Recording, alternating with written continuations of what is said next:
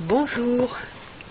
Alors on m'a demandé de refaire une lecture du livre de la petite Thérèse de Lisieux, donc sortie du livre L'Esprit de Sainte Thérèse de l'Enfant Jésus, d'après ses écrits et les témoins oculaires de sa vie. Donc c'est avec plaisir que je le fais. Mon désir, écrit la bienheureuse, a toujours été de devenir sainte. Mais hélas, j'ai toujours constaté, lorsque je me suis comparée aux saints, qu'il existe entre eux et moi la même différence que nous voyons dans la nature entre une montagne dont le sommet se perd dans les nuages et le grain de sable obscur foulé sous les pieds des passants.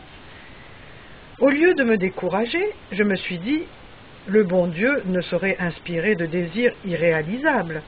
Je puis donc, malgré ma petitesse, aspirer à la sainteté.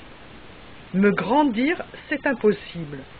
Je dois me supporter tel que je suis, avec mes imperfections, sans nombre. Mais je peux chercher le moyen d'aller au ciel par une petite voie bien droite, bien courte, une petite voie toute nouvelle. Nous sommes dans un siècle d'invention. Maintenant, ce n'est plus la peine de gravir les marches d'un escalier. Chez les riches, un ascenseur le remplace avantageusement. Moi, je voudrais aussi trouver un ascenseur pour m'élever jusqu'à Jésus, car je suis trop petite pour gravir le rude escalier de la perfection.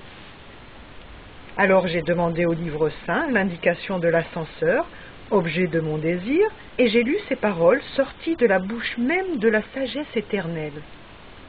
Je me suis donc approchée de Dieu, devinant que j'avais découvert ce que je cherchais, voulant savoir ce qu'il ferait au tout petit, j'ai continué mes recherches et voici ce que j'ai trouvé. Comme une mère caresse son enfant, ainsi je vous consolerai, je vous porterai sur mon sein et je vous balancerai sur mes genoux. Ah, jamais paroles plus tendres, plus mélodieuses me sont venues réjouir mon âme. L'ascenseur qui doit m'élever jusqu'à vous, ce sont vos bras, ô Jésus. Pour cela, je n'ai pas besoin de grandir. Il faut au contraire que je reste petite, que je le devienne de plus en plus. Ô mon Dieu, vous avez dépassé mon attente et moi je veux chanter votre miséricorde. La bienheureuse Thérèse a donc trouvé dans l'esprit d'enfance le sommet de sa perfection, la dernière expression de son amour, le seul moyen pour elle de pénétrer au plus profond du cœur de Dieu. « Je ne suis qu'une enfant impuissante et faible, dit-elle, et cependant, c'est ma faiblesse même qui me donne l'audace de m'offrir en victime à votre amour, ô Jésus. » Elle ne doute pas, elle sait qu'elle est accueillie, car pour que l'amour soit entièrement satisfait, il faut qu'il s'abaisse jusqu'au néant. Autrefois, les hosties pures et sans tache étaient seules agréées par le Dieu fort et puissant pour satisfaire à la justice divine. Il fallait des victimes parfaites. Mais à la loi de crainte a succédé la loi d'amour, et l'amour m'a choisi pour holocauste, moi faible et imparfaite créature. Alors, avec une sainte hardiesse, elle se réclame de tous les attributs de Dieu. Non contente d'avoir captivé son amour, mis à contribution sa miséricorde, elle voit jusque dans sa justice un motif de confiance. La miséricorde s'exerce envers le pécheur pour pardonner, la justice sur les petits pour les protéger. C'est parce qu'ils sont justes que les parents n'exigent pas de leurs enfants plus qu'ils ne peuvent donner, qu'ils les défendent, les nourrissent, supportent leurs défauts. Et cette justice humaine lui donne une idée de ce que peut être la justice divine, si infiniment bonne et indulgente pour la faiblesse de l'homme. Cette justice, qui effraie tant d'âmes, fait le sujet de ma joie et de ma confiance. Oui, j'espère autant de la justice du bon Dieu que de sa miséricorde. C'est parce qu'il est juste, qu'il est compatissant et rempli de douceur, lent à punir et abondant en miséricorde. Car il connaît notre fragilité, il se souvient que nous ne sommes que poussière.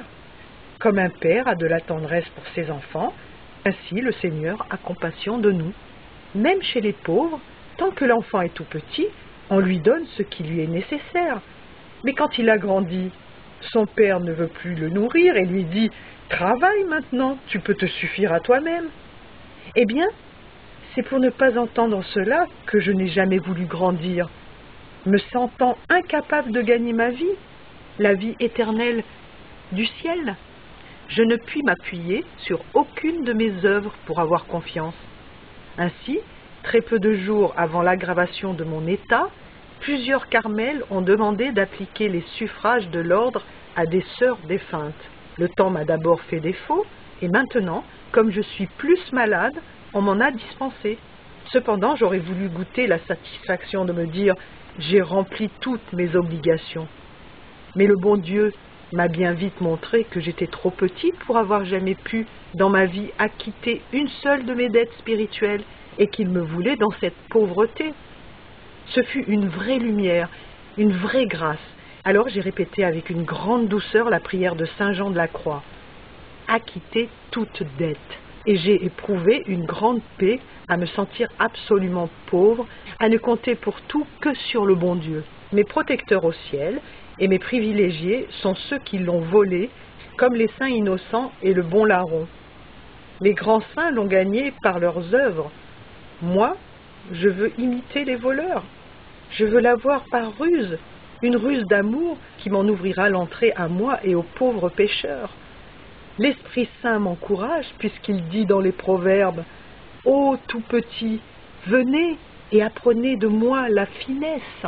La finesse spéciale qui lui fut enseignée, ce fut celle de comprendre que les délices du Seigneur étant d'être avec les enfants des hommes, elle devait, dans sa vie spirituelle, copier tous les charmes de l'enfance, même les manières ingénument filiales des tout-petits envers le Père qu'ils chérissent.